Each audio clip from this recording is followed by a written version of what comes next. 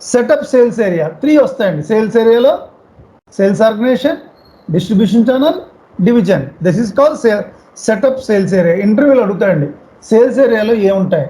Sales organization, distribution channel, division. Same చూడండి ఇక్కడ sales organization, distribution channel, division. So go to new entries. My sales organization is NSO.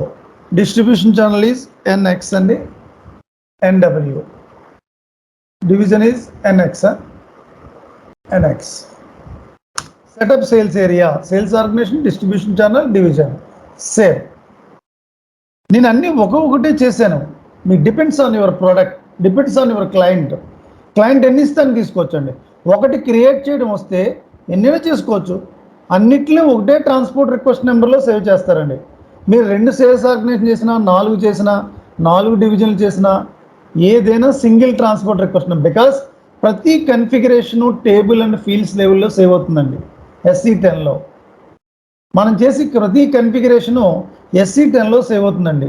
SE10లో basis consultant screen అండి. అది basis consultant మనం configuration అంతా చేసాక ఈ XL sheet maintain చేస్తున్నాం కదా, అది బేసిస్ కన్సల్టెంట్కి ఇచ్చేస్తామండి. బేసిస్ కన్సల్టెంట్ ఒక మీటింగ్ అరేంజ్ చేసి ప్రాజెక్ట్ మేనేజర్ మొత్తం మనం కూర్చుని ఎనీ చేంజెస్ ఏమన్నా అడుగుతాడు. ఏమీ లేవంటే ప్రాజెక్ట్ మేనేజర్ అప్రూవ్డ్ అని మెయిల్ చేస్తాడండి.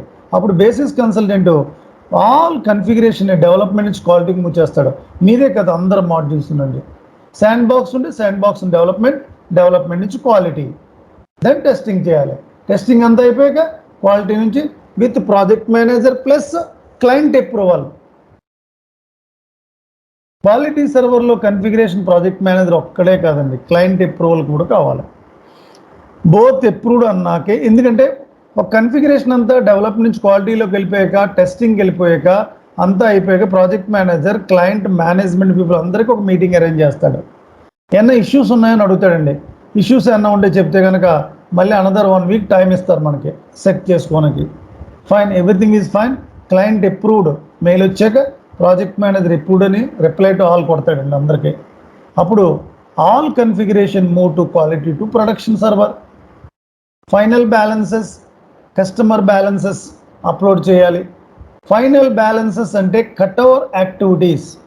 మా కంపెనీ నెస్టిల్ వరాకిల్ ఉంది. ఇప్పుడు డిసెంబర్ 30 గోలైవ్, 31 గోలైవ్ అని 30వ తారీఖు ఈవినింగ్ 5 గంటలకే స్టాప్ చేసేస్తారండి వరాకిల్ సిస్టమ్ని.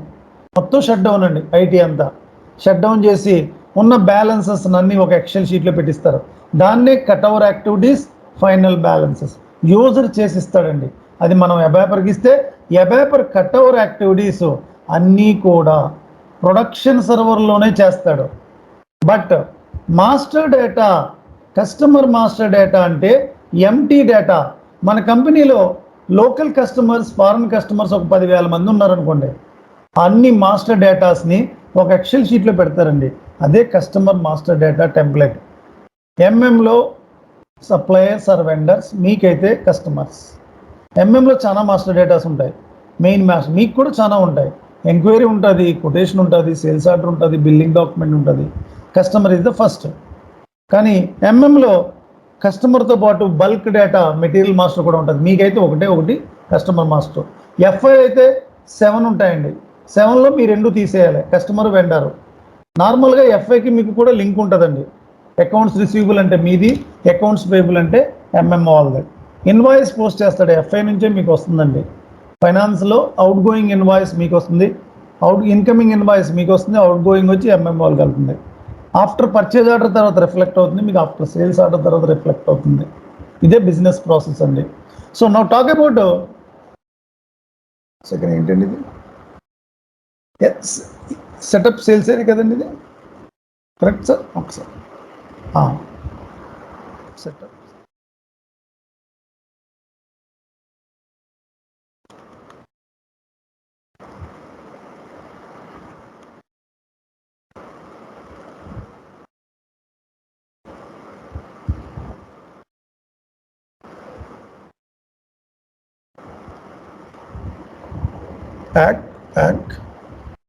OVXG